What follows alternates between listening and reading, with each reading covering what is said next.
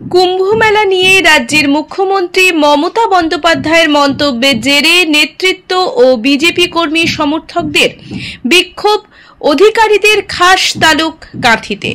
যদিও এই বিক্ষোভে বিজেপির ব্যানার ব্যবহার করা হয়নি। এদিন বিকেলে কাঁথি শহরে ভবতারিণী মন্দিরের সামনে হিন্দু সনাতনী জমায়েত হয়ে রাজ্যের মুখ্যমন্ত্রীর কুশপুতুল দাহ করেন। পূর্ব মেদিনীপুর জেলার কাঁথি শহরে এই কর্মসূচিতে উপস্থিত ছিলেন কাঁথি লোকসভার সাংসদ সৌমেন্দু অধিকারী, কাঁথি নগর মণ্ডলের সভাপতি রামচন্দ্র পণ্ডা, কাউন্সিলর তাপস দোলই সহ নেতৃত্ব। হিন্দুদের পবিত্র মহাকুম্ভকে মৃত্যু কুম্ভ বললে কেন মমতা ব্যানার্জি জবাব দাও। বিরোধী দলনেতা শুভেন্দু অধিকারীকে সাসপেন্ড করলে কেন অপদার্থ মুখ্যমন্ত্রী জবাব চাই, জবাব দাও। বিরোধী দলনেতাকে বিধানসভা থেকে সাসপেন্ড করলে কেন অপদার্থ মুখ্যমন্ত্রী জবাব চাই, জবাব দাও। হিন্দু বিরোধী মমতা ব্যানার্জি দূর হিন্দুদের পবিত্র মহাকুম্ভকে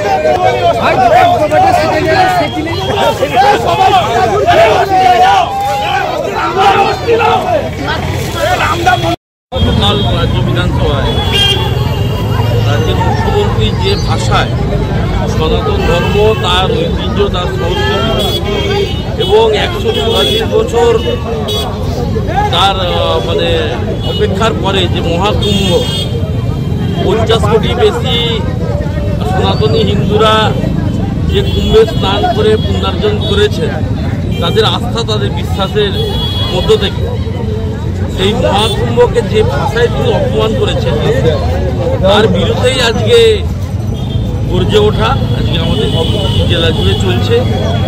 এবং এই লজ্জা সত্যিকারে সনাতনী হিন্দু হিসেবে আমাদের রাখা জায়গা নেই। একজন নিজেকে পরিচয় দিচ্ছেন হিন্দু সন্তান, তিনি বাড়িতে পূজার্চনা করেন, কিন্তু তিনি যে ভাষায় যেভাবে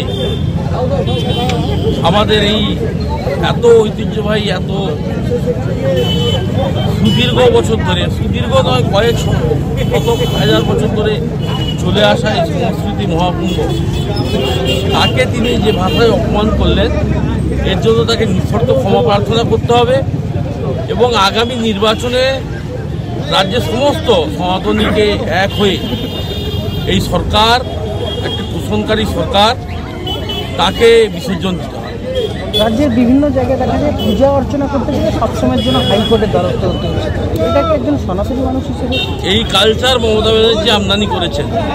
মমতা ব্যানার্জির আমলেই আমরা 2016 সালে প্রথমবার দেখেছিলাম যে বিসর্জনের দশমীর পরের দিন মহরম করেছিল বলে বিকেল 4টার পর থেকে বিসর্জন করা যাবে না, এই মর্মে সরকারি আদেশ যা এর আগে কোনোদিন বেরোয়নি তা মমতা বন্দ্যোপাধ্যায় জারি করেছে এবং তার বিরুদ্ধে হাইকোর্টে যাওয়া হয়েছিল। যারা গেছিলেন তারা হাইকোর্ট থেকে তাদের রিলিফ তারা পেয়েছিলেন, হাইকোর্ট অনুমতি দিয়েছিল তাদের বিসর্জন করার। এবং তারপর থেকে 2021-এর পর থেকে যেভাবে যে কোনো ধরনের পূজার্চনা করতে গেলে বাধার সম্মুখীন হতে হচ্ছে। গত কয়েক বছর ধরে একটা ট্রেন্ড হয়ে গেছে মণ্ডপে গিয়ে আক্রমণ করা, এবং গত এই বছর বিশেষত 2024-এ দুর্গাপুজো থেকে শুরু করে কালী পুজো, লক্ষ্মী পুজো, আপনাদের স্মরণে থাকবে বেলডাঙ্গাতে কার্তিক পুজো, যেভাবে আক্রমণ নামিয়ে আনা হয়েছে তা এক কথায় গোটা ভারতবর্ষে গোটা পৃথিবীতে এ ধরনের উদাহরণ আর কোথাও নেই। যা আমাদের এই রাজ্য অর্থাৎ শ্যামাপ্রসাদ মুখার্জির স্বপ্ন, তিনি এই বাঙালি হিন্দুদের জন্য এই বাংলা তিনি সৃষ্টি করেছেন, তাদের রক্ষা করার জন্য, তাদের আশ্রয়স্থলে, শেষ আশ্রয়স্থলে সেই বাংলাকে আজকে মমতা বন্দ্যোপাধ্যায় তার দূষণ নীতির দ্বারা আজকে একেবারে বাংলাদেশ বৃহত্তর বাংলাদেশের অংশ হিসাবে তিনি প্রতিবন্ধ করতেছেন। এখন যখন আপনাদের এখানে এই ধিক্কার কর্মসূচি বা বিক্ষোভ কর্মসূচি চলছে, দেখা যাচ্ছে বিরোধী দলনেতার বিধানসভা কেন্দ্র নন্দীগ্রামে তৃণমূল উল্টে বিক্ষোভ দেখাচ্ছে। তাদের যুক্তি হচ্ছে বিরোধী দলনেতা মুসলিম লীগের নেত্রী হিসেবে মমতা বন্দ্যোপাধ্যায়কে বিধানসভায় আটকা দিয়েছে। না, তিনি খারাপ কি বলেছেন? তিনি তো তার কথার মধ্যে তো এতটুকু তিনি বাড়িয়ে কিছু বলেন। তিনি যে ভাষায় একটা সম্প্রদায়কে উস্কানি দিচ্ছেন, তিনি যে ভাষায় একটা সম্প্রদায়কে প্রতিটা ক্ষেত্রে তিনি আগলে রাখছেন, তিনি ঈদের নামাজে গিয়ে যে ভাষায় তিনি বলেছেন যে আপনারা সকলে সতর্ক থাকবেন, হনুমান জয়ন্তী আছে সেখান থেকে দাঙ্গা করার পরিকল্পনা হচ্ছে, এই ধরনের ভাষা একটা ধর্মীয় মঞ্চে গিয়ে বলা যায়? এই ধরনের কথা বলে তিনি এবং তার আশ্রয় প্রশ্রয়ে আজকে পশ্চিমবঙ্গে কেবলমাত্র উগ্র যারা ধর্মান্ধ তাদের কথা নয়, একেবারে উগ্রপন্থীদের যারা ভারতবর্ষের বিরুদ্ধে ষড়যন্ত্রকারী তাদের তিনি আশ্রয় প্রশ্রয় দিচ্ছেন এই রাজ্যে। যে কোনো অনুষ্ঠানে রনপা, কার্টুন, আদিবাসী নৃত্য, ছৌ নাচ, গলফা নাচ, মিলিটারি ব্যান্ড, ঢাক, বেঞ্জো পার্টি, বাউল, খোল, পাঞ্জাবি নাচ, জাগলিং, মহিলা ব্যান্ড ও মহিলা ঢাক ইত্যাদি পাওয়ার জন্য আজই যোগাযোগ করুন গুরুপদমণি, মাধবচক, ময়না, পূর্ব মেদিনীপুর। বিজ্ঞাপনের চমক নয়, আছে আগামী দিনের প্রতিশ্রুতি, মানে কর ফ্যাশন। ছেলেদের যাবতীয় নিত্য নতুন পোশাকের বিপুল সম্ভার নিয়ে নবরূপে সজ্জিত কর ফ্যাশন। বিশেষ করে মনে রাখবেন, আমাদের নতুন সংযোজন ছোট ছেলেদের পোশাকের বিপুল সম্ভার। আমাদের ঠিকানা ময়না রবিবারের বাজার। আমাদের আরেকটি শাখা বলাইপন্ডা বাজার, চৌরাস্তার দক্ষিণে ময়না। মনের মতন পোশাক মানেই কর ফ্যাশন।